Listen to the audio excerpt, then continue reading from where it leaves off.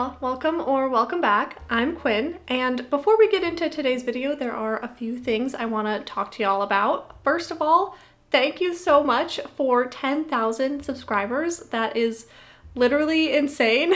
My goal was to get to 10,000 by the end of the year, and we got there in July, so that's pretty great. Yeah. It's just crazy. So thank you so much. The second thing I wanted to mention is I opened up my memberships here on YouTube. So it's just a nice way to support me and the channel, and you get a few perks with that, like early access to new videos, cute little loyalty badges, and exclusive emotes. And you also get access to some private channels in my Discord, which is a good segue into the next thing I wanted to talk about. We now have a Discord for the channel, so you can go check that out. We're just talking about the Sentro and crochet and all kinds of things over there. So members get access to a few exclusive channels, but most of it is just available for everyone. So go ahead and check that out. I will have the link in the description. Okay, I think that is all of the announcements I had, so we can get into the video. So as y'all might know, I have been developing some Sentro patterns and tutorials lately, so I've really been thinking about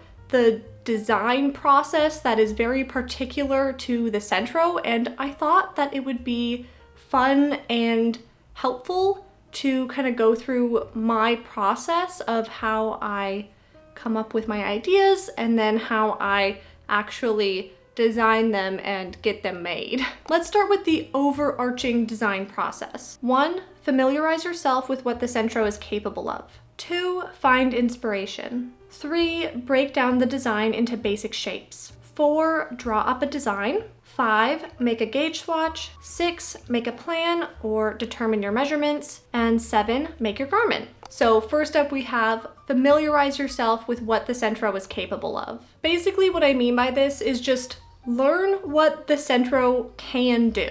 There's a lot that it can't do, but there's a lot that it can do. And it is going to be impossible for you to come up with your own designs and ideas if you don't know what you can do on the Sentro. So really that just entails doing some research, watching a bunch of videos, and learning how this machine works. I have a playlist of a bunch of videos that I made, a bunch of tutorials called Sentro School. So in that, we're just kind of going through a bunch of different things that the Sentro can do and how to do them. But I don't go through every single thing that the Sentro can do in that series. That would take forever and also probably be impossible. But you know, there's lots of other videos out there. There are not like a ton compared to crochet and hand knitting, but there are a lot. So just do your research and learn what you can do on the Sentro. Next up, find inspiration. I mostly use Pinterest to find my inspiration, and as you can probably guess, I usually look at hand knit pieces to base my ideas off of, but I do sometimes look at crochet pieces or hand sewn pieces, but I do just find it a lot easier to use knitted pieces because the Sentro is a knitting machine after all, so it just makes a lot more sense and it makes it a lot easier. It's harder to look at Sentro knit pieces for ideas because there's just not as many of them, so hand knit pieces are probably going to be your best bet. But don't limit yourself to that. You know, you can get ideas from all sorts of things. So for me, I will usually browse Pinterest until I find a few designs that are kind of speaking to me. They're probably going to be fairly similar, like they'll all be kind of the same garment. Like if I want to make a skirt, I'll find a few different skirt examples that I like, and then I will look at all of those and move on to the next step, which is breaking them down into more basic shapes. Okay, this is editing Quinn here. Yesterday I did not explain this section very well, so we're gonna try this again. So the reason why we want to break down all of these ideas that you've just gathered right now rather than in the next phase, which is the design phase, is because some of the inspiration pictures that you're gonna find won't really be worthwhile, I guess, to actually make a design for. Some of them are just going to be way too complicated, especially if you are more of a beginner. So I think it's just a really good idea to try to break down all of these designs that you're kind of loving and you want to make break them down right now into their most basic parts, because if their most basic parts seem really complicated to you right now, then they're going to be way too complicated for you to actually make on the Sentro later. And it's just not worth it for you to kind of consolidate all those ideas and draw up a design if you're not even going to be able to make it. So I want to bring y'all through a few various garments to show y'all how I would break these down so that you can see kind of what I mean. So let's start with some skirts. They're going to be pretty easy to start with. So here I have a few different skirts, and you can see that when I break these down into their most basic shapes that we would need to make on the Sentro, they're pretty simple. They're mostly just rectangles. They have a little bit of shaping from the waist to the hip, but for the most part, they're just rectangles and they're gonna be pretty easy. So if I was thinking about making any of these skirts, I would be totally confident that I would have the ability to make these basic shapes on my Sentro. Okay, so now we can get real complicated. So just bear with me for a second. Here I have a raglan sweater that is definitely hand knit. You cannot make this on the Sentro. You just can't make this shape. It has like a head hole and then it goes around your shoulder area.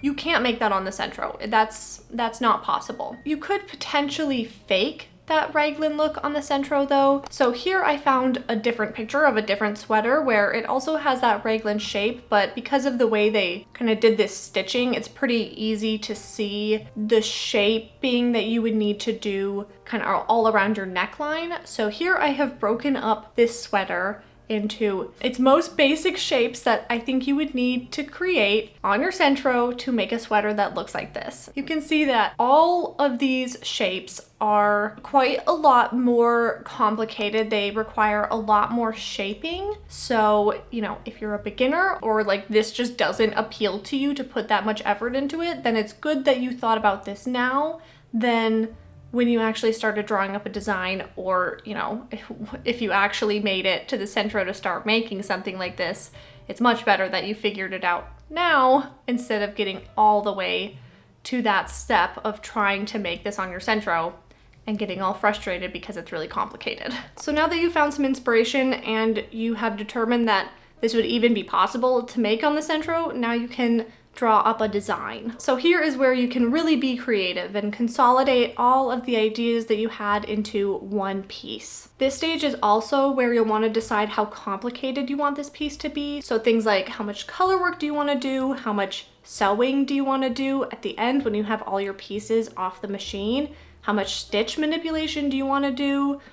Everything like that. And also during this stage, you can think about if you want to add things like crochet, hand knitting, duplicate stitching, or whatever other skills and techniques that you have that you think would be nice on your finished piece. Sometimes it's just easier to do crochet ribbing than to do ribbing on the machine, or to do duplicate stitching than to do color work on the machine. So just think about all those things while you are drawing up your design. Once you have your design, the next step is to make a gauge swatch. If you don't know how to make a gauge swatch, I have a video going through everything you need to know about what a gauge swatch is, how to make one, and how to use it to determine your measurements and panels, tubes, stitches, rows, all that kind of thing. Making a gauge swatch is also a really good way to test your yarn to make sure it's working well on the Sentro, and to also test out little aspects of your design, like your stitch pattern. Maybe you did your stitch pattern in your gauge swatch, and then when it came off the machine, you were like, I don't really like this.